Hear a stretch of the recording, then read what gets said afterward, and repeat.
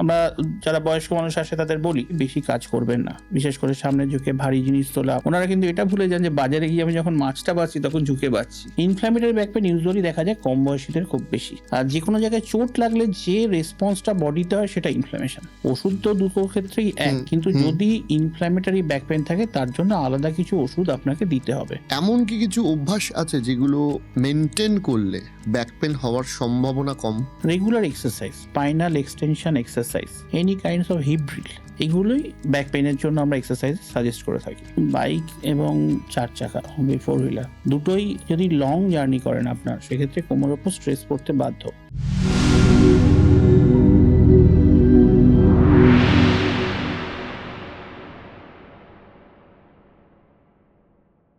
ডাক্তারবাবু, welcome to our show. ধন্যবাদ। একজন আপনার মতো ডাক্তার মানুষকে পেলে প্রথমেই যে প্রশ্নটা আসে সেটা হচ্ছে যে আজকের ডেটে মানুষ ব্যাক পেন নিয়ে প্রচন্ড ভুগছে। প্রায় কম বেশি 90s কিড যারা রয়েছে তাদের, এবং তার আগের জেনারেশন তো বটে, কিন্তু 90s কিড বেসিক্যালি তাদের কিন্তু ব্যাক পেন একটা বড় সমস্যা। একটু আমাদের বলুন, এক হচ্ছে ব্যাক পেনটা কেন হয়, আর এই ব্যাক পেনটা থেকে মুক্তি পাওয়ার কিছু উপায় আছে কিনা। 2 নম্বর কথা হচ্ছে কোন কোন অভ্যাসগুলো ফলো করলে আমরা এই ব্যাক পেনটা সম্মুখীন হবই না। সো আমরা যদি ব্যাক পেন নিয়ে কথা বলি, বেসিক্যালি ব্যাক পেনকে দুটো ব্রড ডিভিশন করা যায়। একটা হচ্ছে মেকানিক্যাল ব্যাক পেন, একটা হচ্ছে নন মেকানিক্যাল ব্যাক পেন বা ইনফ্ল্যামেটরি ব্যাক পেন। সো আমরা এই যে পশ্চার চেন বা যা কিছু যাই বলি, this are all related to mechanical back pain. আচ্ছা, মেকানিক্যাল ব্যাক পেন মানে যে কোনো কারণে, সেটা আপনার পশ্চারজনিত কারণে হতে পারে, বা আপনার ধরুন কোনো আপনি এমন কাজ করেন যেখানে আপনার কোমরের উপর বেশি স্ট্রেস পড়ছে, অথবা আপনি প্রচুর ঝুঁকে কাজ করেন, হতে পারে আপনি এমন কাজ করেন যেটাতে আপনার কোমরে কখনো চোট লেগেছিল। তো these are all mechanical back pen. So এইগুলোর জন্য পশ্চার কারেকশনটা খুব ইম্পর্ট্যান্ট। পশ্চার কারেকশন মানে আপনি সামনে ঝুঁকে, আমরা বলি বেশি কাজ করবেন না, বিশেষ করে সামনে ঝুঁকে ভারী জিনিস তোলা, মানে জলের বালতি তোলা থেকে শুরু করে আপনি যে আমরা যারা বয়স্ক মানুষ আসে তাদের বলি, যেমন আপনি সামনে ঝুঁকে ভারী ওজন তুলবেন না। ওনারা কিন্তু এটা ভুলে যান যে বাজারে গিয়ে আমি যখন মাছটা বাঁচি তখন ঝুঁকে বাঁচছি। রাইট। তো ওই জিনিসটা একটু নজর দিকে রাখতে হবে। বাকি কম বয়সে যেসব ব্যাক পেন হয়, বেশিরভাগ ক্ষেত্রে দেখা যায় এগুলো ইনফ্ল্যামেটরি ব্যাক পেন। তো আপনি যদি ডাক্তারবাবুর কাছে যান, উনি প্রথমেই আপনাকে যে দেখবেন একটা কোমরের এক্সরে করতে দেন, তার সাথে কিছু ম্যান্ডেটরি টেস্ট দেন, এটা তো ডিসাইড যে আপনার মেকানিক্যাল ব্যাক পেন আছে না ইনফ্ল্যামেটরি ব্যাক পেন আছে। এখন মেকানিক্যাল ব্যাক পেনের জন্য দরকার কিছু ওষুধ, কিছু পেন কিলার দিলেন, কিছু যদি আপনার ব্যাক পেনের সাথে কিছু রেডিয়েটিং পেন থাকে, মানে কোমর থেকে পায়ে বরাবর কোনো দিকে নার্ভের টান আসছে, যেটা পা ঝিনঝিন করছে, পা জ্বালা জ্বালা করছে, সায়াটিকা টাইপের পেন, যদি সেরকম আসে সেক্ষেত্রে আপনার নার্ভের ওষুধ হয়তো খেতে হতে পারে। এবং তার সাথে দেখবেন কিছু ফিজিওথেরাপি এবং এক্সারসাইজ, এবং সবচেয়ে বড় যেটা সেটা হচ্ছে একটু সেক দেওয়া। ঠিক আছে, আমরা গরম সেক দিতে পারি, তার সাথে আমাদের বাজার চলতি প্রচুর জেল পাওয়া যায়, সেগুলো আমরা একটু মালিশ করতে পারি।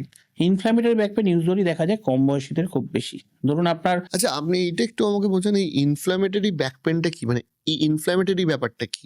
যে কোনো ধরুন ব্যথা লাগলেই একটা ইনফ্ল্যামেশন হয়। বেসিক্যালি ইনফ্ল্যামেশন কি সেটা বলাটা খুব মুশকিল। আর যে কোনো জায়গায় চোট লাগলে যে রেসপন্সটা বডিতে হয় সেটা ইনফ্ল্যামেশন। ওকে, ঠিক আছে। তো এই যে ইনফ্ল্যামেশন হলো, এবার এই ইনফ্ল্যামেশন আপনার দুটো কারণে হচ্ছে, আইদার চোট লাগলে, অথবা বডির মধ্যে যদি কোনো মেকানিজম থাকে, যে মেকানিজম আপনার অলরেডি বডির মধ্যে নিজের অ্যান্টিজেনের এগেনস্ট ইনফ্ল্যামেশন করছে, মানে বডিতে সেক্ষেত্রে অটো অ্যান্টিজেনের মতো কাজ করে ইনফ্ল্যামেশন করছে, সেটা ইনফ্ল্যামেটরি ব্যাক পেনের মধ্যে পড়ে। যেগুলোর মধ্যে পড়ছে ধরুন আপনার seronegative arthritis, ankylosing spondylitis, ulcerative colitis, এগুলো সবই অটোইমিউন ডিজিজ যেগুলোতে ব্যাক পেনটা অ্যাসোসিয়েটেড থাকে। এগুলো কম বয়সীতে দেখা যায়। সো যদি কম বয়সী একটি পেশেন্ট আমার কাছে আসে উইথ ব্যাক পেন, সো আমার ফার্স্ট কাজ হচ্ছে সেটা ইনফ্ল্যামেটরি না মেকানিক্যাল, সেটা এক্সক্লুড করা। তবেই আমি চিকিৎসা করতে পারি। ওষুধ তো দুটো ক্ষেত্রেই এক, কিন্তু যদি ইনফ্ল্যামেটরি ব্যাক পেন থাকে তার জন্য আলাদা কিছু ওষুধ আপনাকে দিতে হবে। এবং যেমন অ্যাংস্পন্ডে যদি আপনার অ্যাঙ্কাইলোজিং স্পন্ডলাইটিস ধরা পড়ে, সেক্ষেত্রে আপনার কিছু ডিএমআরডি আছে, যেগুলো ওষুধ আছে অ্যাঙ্কাইলোজিং স্পন্ডলাইটিস, সেগুলো হয়তো বেশ কিছুদিন খেতে হতে পারে, কিন্তু তার সাথেও পশ্চারাল মডিফিকেশন এবং ব্যায়াম এটা খুব জরুরি। প্রচুর ছেলে মেয়ে এখন আইটি প্রফেশনের সাথে যুক্ত আছে। একটা কমন ধারণা জন্মে গেছে যে বসে কাজ করার জন্য হয়তো ব্যাক পেন হচ্ছে বা চেয়ারটা ঠিক না এর জন্য ব্যাক পেন হচ্ছে। এমন কি কিছু অভ্যাস আছে যেগুলো মেনটেন করলে ব্যাক পেন হওয়ার সম্ভাবনা কম? রেগুলার এক্সারসাইজ, প্রতিদিন সকালে উঠে যদি আপনি এক্সারসাইজ করেন, কোমরের কিছু স্পেসিফিক ব্যায়াম আছে আচ্ছা, সেগুলো যদি করেন, তাহলে ব্যাক পেন হওয়ার চান্স আমি বলবো অলমোস্ট 75% কমে যায়। লাইক? আমরা ছোটবেলায় করেছি না স্কুলে ভুজঙ্গাসন, হুম, ঠিক আছে, বা যে কোনো ধরনের spinal extension exercise, hmm. Any kinds of hip drill, এগুলোই আপনার spinal extension exercise, hip drill, এগুলোই যে ব্যাক পেনের জন্য আমরা এক্সারসাইজ সাজেস্ট করে থাকি। ওভারওয়েট কি কখনো কখনো ব্যাক পেন অবশ্যই ওভারওয়েট একটা ব্যাক পেনের প্রবলেম। বেশিরভাগ ক্ষেত্রে দেখা যায় যে ওভারওয়েট যদি আপনার হয়, সেক্ষেত্রে আপনার পশ্চারাল হাঁটার সময় গেট ডিস্টারবেন্স হয়, সেটা আলটিমেটলি গিয়ে হাঁটু এবং কোমর দুটোর উপরই এফেক্ট ফেলে। হাঁটুর যদি আপনার ব্যথা থাকে, বিশেষ করে বয়স্ক মানুষদের ক্ষেত্রে যারা কোমর ব্যথা নিয়ে আসেন, অবশ্যই আপনাকে এক্সক্লুড করতে হবে হিপ জয়েন্ট এবং কোমরের হাঁটুতে কোনো সমস্যা আছে কিনা। আমরা জানি না, পেশেন্ট যদি এলো আপনার কাছে কোমরের ব্যথা নিয়ে, আপনি জিজ্ঞাসা করে দেখুন তার হাঁটুটা হয়তো একটু ভাঁজ হয়ে আছে। আপনি সোজা হয়ে আমরা যখন হাঁটি তখন হাঁটু সোজা হয়ে থাকে। যদি হাঁটু আপনার ভাঁজ হয়ে হাঁটেন, তাহলে অলরেডি সেই স্ট্রেসটা কোমরে গিয়ে পড়বে, তাহলে কোমরে ব্যথা বাড়বে। ওকে। সো এটা বয়স্ক মানুষদের ক্ষেত্রে। কিন্তু যদি ইয়ং জেনারেশন আপনি দেখেন, বেশিরভাগ ক্ষেত্রে ইয়ং জেনারেশন যারা, আপনি আইটির কথা বলছেন, আইটির লোকেরা বেশিরভাগ ক্ষেত্রে সবাই এসি ঘরে কাজ করে। তো তাদের ক্ষেত্রে ভিটামিন ডি একটা বড় কারণ, যে ক্ষেত্রে issue। ভিটামিন ডি কমের জন্য ব্যাক পেন হয়।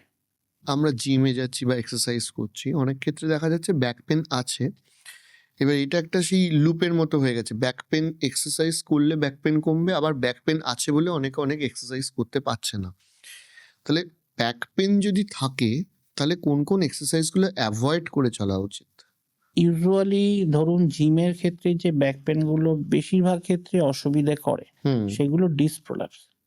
যদি ডিস্ক প্রোলাপস আপনার থাকে, তাহলে আপনার ওজন তোলা একদমই যাবে না। তাতে বাইসেপস আপনি করুন বা শোল্ডার করুন। যদি আপনার ঝুঁকে কোনো কাজ করতে হয়, ঝুঁকে কোনো ওজন তুলতে হয়, সেই জিনিসটা অ্যাভয়েড করাই ভালো। ওকে, গট ইট। বসে করলে একটা তাও ব্যাপার আছে, বাট দাঁড়িয়ে বা পিছনে প্রেশার একদমই না। What ever. এখন বহু প্রফেশন রয়েছে যেখানে ধরুন মানুষদের বাইকে প্রচুর যাতায়াত করতে হয়, লাইক মেডিকেল রিপ্রেজেন্টেটিভ হোক বা এখন যে গিগস ওয়ার্কার যারা রয়েছে, যে বিভিন্ন অ্যাপের ডেলিভারি যারা করছেন বা বাইক ট্যাক্সি যেগুলো হয়েছে, ইভেন আমি যদি বলি যে যারা 4 হুইলার চালাচ্ছেন, ট্যাক্সি বা ড্রাইভার্স অ্যান্ড অল, সেক্ষেত্রে এই বাইক চালানো বা এগুলো কি কখনো ব্যাক পেনকে বাড়িয়ে তোলে? এটা প্রথম প্রশ্ন। আর দ্বিতীয় প্রশ্ন হচ্ছে, আমি বহু ফুড ডেলিভারি অ্যাপের, এখন তো প্রচুর ছেলেরা রয়েছে, বহু জুনিয়রকে দেখেছি যারা আমাকে এসে বলেছে যে আমার টিপিক্যালি ব্যাক পেন হচ্ছে বা হিপ পেন হচ্ছে, but still I can do anything, কি আমাকে সারাদিন ধরে বাইকটা চালিয়ে যেতে হচ্ছে, এবং হয়তো ওর মনে হচ্ছে যে ওটার জন্যই ওর আরো বেড়ে যাচ্ছে। তো এই বাইক ড্রাইভিংটা কি একটা সিভিয়ার কজ হতে পারে? অবভিয়াসলি বাইক এবং চার চাকা, ফোর হুইলার, দুটোই যদি লং জার্নি করেন আপনার, সেক্ষেত্রে কোমরের ওপর স্ট্রেস পড়তে বাধ্য। বাইকের কথাই বলি, বাইক বাইকে যেটা বেশি হয়, সম্ভবত, কারণ বাইকের সম্ভাবনা ব্যাক বেশি, সাপোর্টটা থাকছে না। ব্যাক সাপোর্ট থাকে না প্রথম কথা। দ্বিতীয় কথা হচ্ছে সাসপেনশন সিস্টেম অত ভালো হয় না। একদমই তাই। তো রাস্তার যেরকম আপনার এখন অবস্থা, যদি ভালো রাস্তা না হয়, তো সেক্ষেত্রে আপনার পুরো ডিরেক্ট চাপটা গিয়ে কোমরের উপরই পড়ে। হুম, হুম? এবং আপনি যখন বাইক চালাচ্ছেন, ধরুন একটা সার্টেন ডিস্টেন্স যাচ্ছেন, তো আপনাকে তো কোমরটা সোজা রেখে এগোতে হচ্ছে। সেক্ষেত্রে মাসলটা ওই পরিমাণে স্প্যাজম হয়েই যাচ্ছে। হুম। ব্যথার ওপর আরো ব্যথা হচ্ছে, আরো জার্কিং হচ্ছে। So it's a vicious circle, মানে ব্যথা আরো ব্যথা বাড়িয়ে দিচ্ছে। শোয়ার অভ্যাস, অনেকেই বলে যে রং পশ্চারে ঘুমানোর জন্য অনেক সময় ব্যাক পেন বা ইত্যাদি হতে পারে। তো আপনারা ডাক্তার হিসেবে এটা কি বিশ্বাস করেন, বা এটা কতটা এফেক্টিভ অ্যাকচুয়ালি? আর যদি হয় তাহলে what is the right posture for the sleep? আপনি দেখবেন ছোটবেলায় বাচ্চারা বিভিন্ন রকম পশ্চারে শোয়, তাদের কিন্তু কোমর ব্যথা হয় না। হুম, সো যত বয়স বাড়ে মানুষের ফ্লেক্সিবিলিটি নষ্ট হয়ে যায়। তো আপনার যদি বডি সেরকম ফ্লেক্সিবল থাকে, আপনি যদি রেগুলার এক্সারসাইজ করেন, তাহলে পশ্চারটা খুব একটা আপনার জন্য ব্যথা হওয়ার জন্য ইম্পর্টেন্ট নয়। কিন্তু যদি আপনার সেই ফ্লেক্সিবিলিটি না থাকে, হুম। তাহলে ডান দিক বা বাঁ দিক কাত হয়ে শোয়াটাই বুদ্ধিমানের কাজ। আচ্ছা, অর্থাৎ চিত হয়ে শুলে অসুবিধা। অসুবিধা বলবো না, কিন্তু দিস আর রেকমেন্ডেড পজিশন যে সাইড হয়ে শোয়াটা। কিন্তু ঘুমের ঘোরে তো পশ্চার চেঞ্জ হয়েই যায় অনেকের। হ্যাঁ, হয় না তা নয়। কিন্তু মুশকিলটা হচ্ছে যে আমি ওটাই বললাম যে আপনার ফ্লেক্সিবিলিটি ঠিক রাখলে আপনি উপরে হয়ে শুলেও কোনো অসুবিধা নেই। ওকে।